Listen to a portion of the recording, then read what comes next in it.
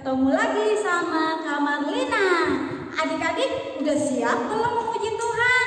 Ayo semuanya berbaju rapi, duduk yang manis. Kita mau memberikan yang terbaik buat Tuhan Yesus. Adik-adik tahu kan kalau cinta Tuhan itu lebih besar dari apapun.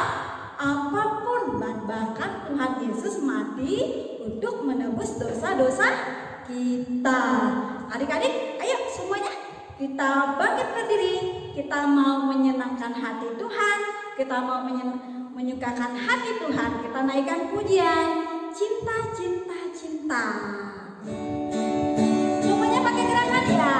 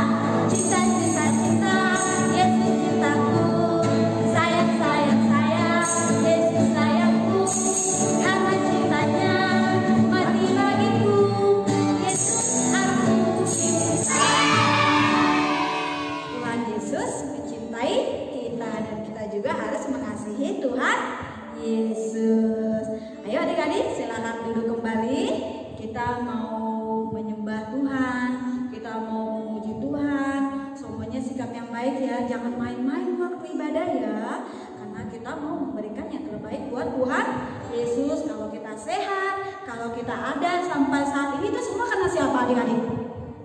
Betul sekali, semuanya karena Tuhan Yesus. Nah adik-adik semuanya tutup matanya. Kita akan siapkan hati dan pikiran kita. Kita naikkan pujian Janjimu Seperti Fajar Pagi Hari. Semuanya nyanyi ya.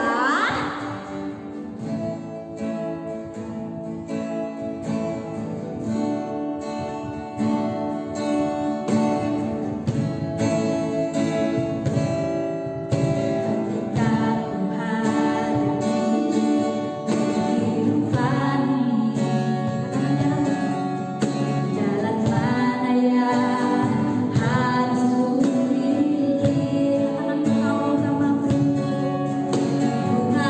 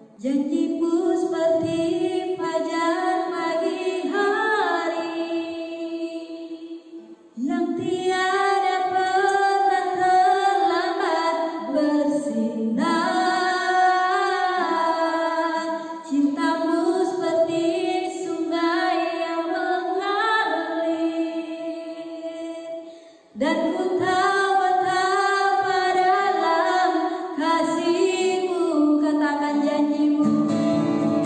Janji-Mu seperti fajar pagi hari, yang tiada pernah terlambat bersinar. Cinta-Mu seperti sungai yang mengalir, dan ku tahu betapa dalam kasih-Mu, dan ku tahu betapa dalam kasih-Mu, dan ku tahu betapa dalam kasih-Mu.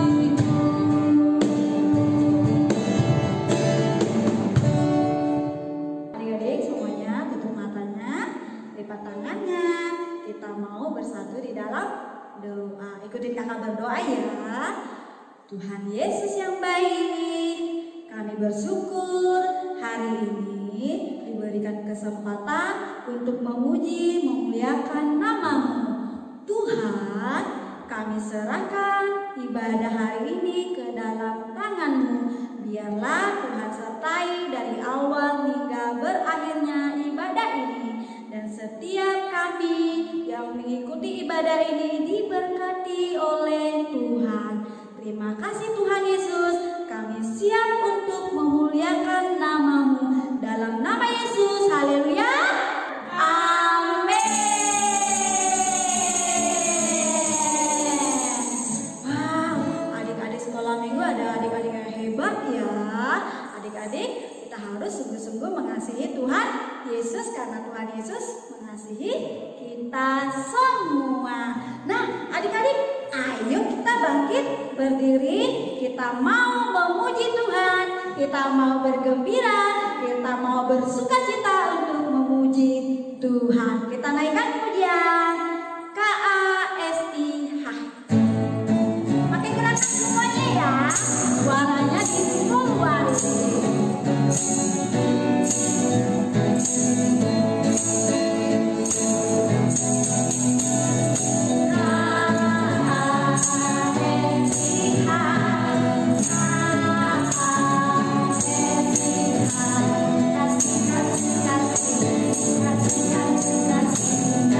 Kasih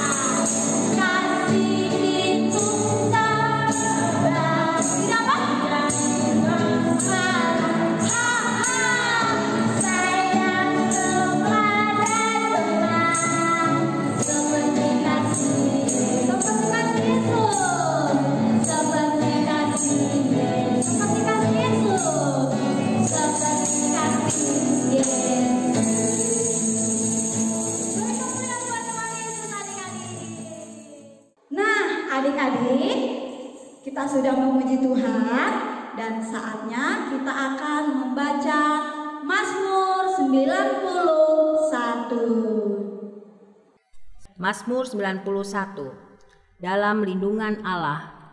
Orang yang duduk dalam lindungan yang maha tinggi dan bermalam dalam naungan yang maha kuasa akan berkata kepada Tuhan, tempat perlindunganku dan kubu pertahananku, Allahku yang kupercayai. Sungguh, Dialah yang akan melepaskan engkau dari jerat penangkap burung dan penyakit sampar yang busuk. Dengan kepaknya, Ia akan menudungi engkau. Di bawah sayapnya, engkau akan berlindung. Kesetiaannya ialah perisai dan pagar tembok. Engkau tak usah takut terhadap kedahsyatan malam, terhadap panah yang terbang di waktu siang, terhadap penyakit sampar yang berjalan di dalam gelap, terhadap penyakit menular yang mengamuk di waktu petang. Walau 1.000 orang rebah di sisimu dan 10.000 di sebelah kananmu, tetapi itu tidak akan menimpamu. Engkau hanya menontonnya dengan matamu sendiri dan melihat pembalasan terhadap orang-orang fasik. Sebab Tuhan ialah tempat perlindunganmu, yang maha tinggi telah kau buat tempat perteduhanmu. Malapetaka tidak akan menimpa kamu, dan tulah tidak akan mendekat kepada kemahmu. Sebab malaikat-malaikatnya akan diperintahkannya kepadamu untuk menjaga engkau di segala jalanmu. Mereka akan menatang engkau di atas tangannya, supaya kakimu jangan terantuk kepada batu. Singa dan ular tedung akan kau langkahi, engkau akan menginjak anak singa dan ular naga. Sungguh, hatinya melekat kepadaku, maka aku akan meluputkannya. Aku akan membentenginya, sebab ia mengenal namaku. Bila ia berseru kepadaku, aku akan menjawab. Aku akan menyertai dia dalam kesesakan. Aku akan meluputkannya dan memuliakannya. Dengan panjang umur akan kukenyangkan dia dan akan kuperlihatkan kepadanya keselamatan daripadaku. Nah, adik-adik, kita akan membaca Pentakosta ketiga. Pentakosta ketiga. Pentakosta ketiga adalah pencurahan Roh Kudus yang dahsyat di zaman now, melebihi yang terjadi di Azusa Street. Pentakosta ketiga akan mengakibatkan penuaian jiwa yang terbesar dan yang terakhir sebelum Tuhan Yesus kembali. Pentakosta ketiga akan membangkitkan generasi Yeremia, yaitu anak-anak muda yang dipenuhi Roh Kudus, cinta mati-matian kepada Tuhan Yesus, tidak kompromi terhadap dosa, dan akan bergerak untuk memenangkan jiwa. Pentakosta ketiga lahir di Indonesia yang bergerak ke bangsa-bangsa. Gerakan ini dari timur ke barat dan akan kembali ke Yerusalem. Pentakosta ketiga akan memberikan kuasa untuk menyelesaikan amanat agung, dan setelah itu Tuhan Yesus datang kembali. Oke, terima kasih adik-adik. Saatnya kita akan mendengarkan firman Tuhan. Nah, adik-adik, sebelum kita mendengarkan firman Tuhan, kita bersatu di dalam doa. Tutup matanya dan lipat tangannya. Kita bersatu dalam doa. Kami bersyukur Tuhan, hari ini kami sudah memuji memuliakan nama-Mu, dan saatnya kami akan mendengarkan firman-Mu. Biarlah cerita yang dibawa oleh kakak sekolah minggu dapat kami lakukan dalam hidup kami, bertumbuh berbuah, dan kami menjadi anak-anak yang sungguh-sungguh mengasihi Tuhan, dan kami hidup sesuai dengan kehendak Tuhan. Terima kasih Tuhan Yesus, kami siap mendengarkan firman Tuhan. Dalam nama Yesus kami berdoa, haleluya, amin.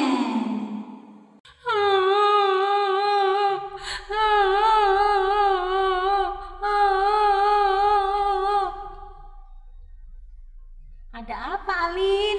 Alin bosan di rumah terus. Pengen ketemu teman-teman lagi. Pergi ke sekolah minggu dan main sama teman-teman.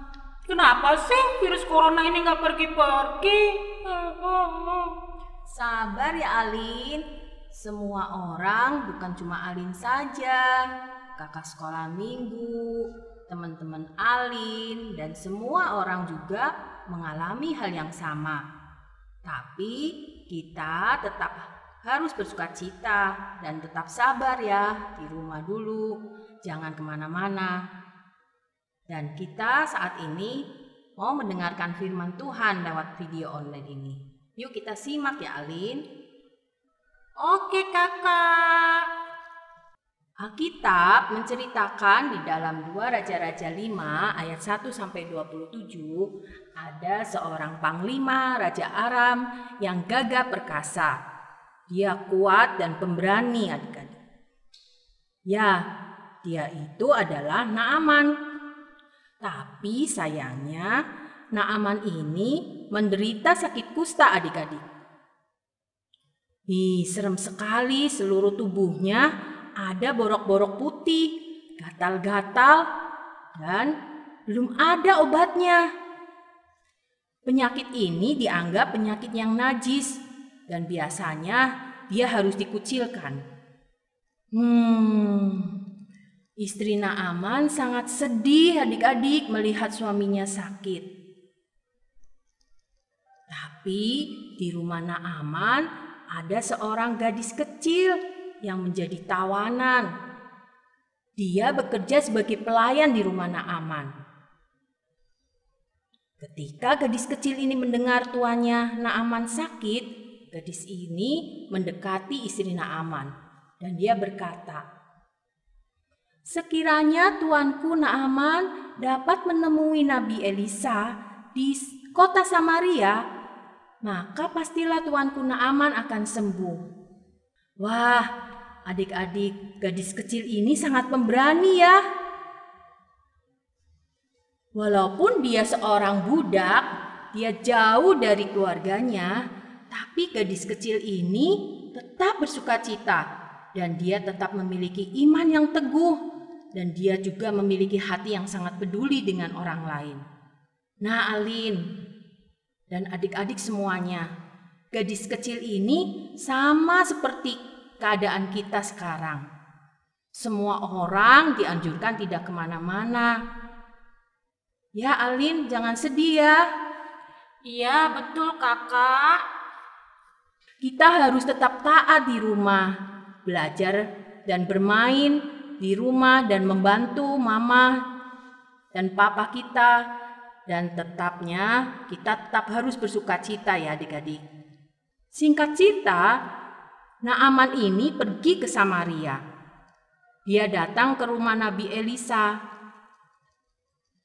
Dan Elisa ternyata tidak menemui Naaman. Nabi Elisa justru berpesan kepada suruhannya untuk menyuruh Naaman mandi di Sungai Yordan sebanyak 7 kali. Wah, Naaman ini ngomel-ngomel adik-adik. Dia berpikir, ngapain ya saya mandi di Sungai Yordan? Sungai Yordan itu kan kotor. Apalagi saya harus mandi 7 kali. Tadinya Naaman adik-adik dia tidak mau ke sana.